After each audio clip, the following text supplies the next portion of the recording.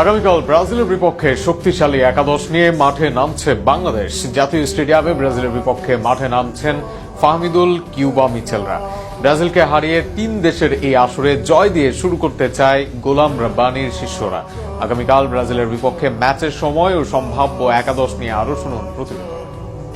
একাধিক সম্ভাবনাময়ী প্রবাসী ফুটবলার আছেন দলে, আছেন ঘরোয়া পর্যায়ে সম্ভাবনা দেখানো যুব দলের খেলোয়াড়রা।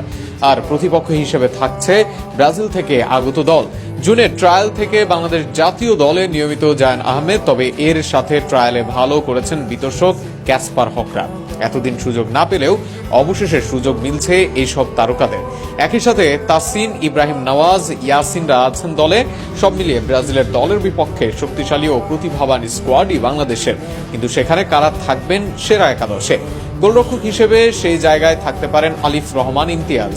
বাংলাদেশের অনূর্ধ্ব 17 পর্যায়ে খেলেন আলিফ, আর সেখানে ভালো পারফরমেন্সও করেন এই তরুণ গোলরক্ষক। এর আগে অনূর্ধ্ব 17 পর্যায়ে সাফের সেরা গোলরক্ষকের পুরস্কার পান বাংলার এই গোলরক্ষক। ভবিষ্যৎ প্রমাণে আলিফের জন্য এই ম্যাচ হবে বড় মঞ্চ। সেন্টার ব্যাকে ক্যাসপার হক, তানিম থাকবেন। প্রবাস থেকে আসা এই ফুটবলারকে নিয়ে জাতীয় দলের স্বপ্ন সবার। সেই স্বপ্ন পূরণের জন্য এবার নিজেকে প্রমাণ করতে হবে তানিমের। তার সাথে আছেন ইংল্যান্ড থেকে আসা সেন্টার ব্যাক ইব্রাহিম নওয়াজ।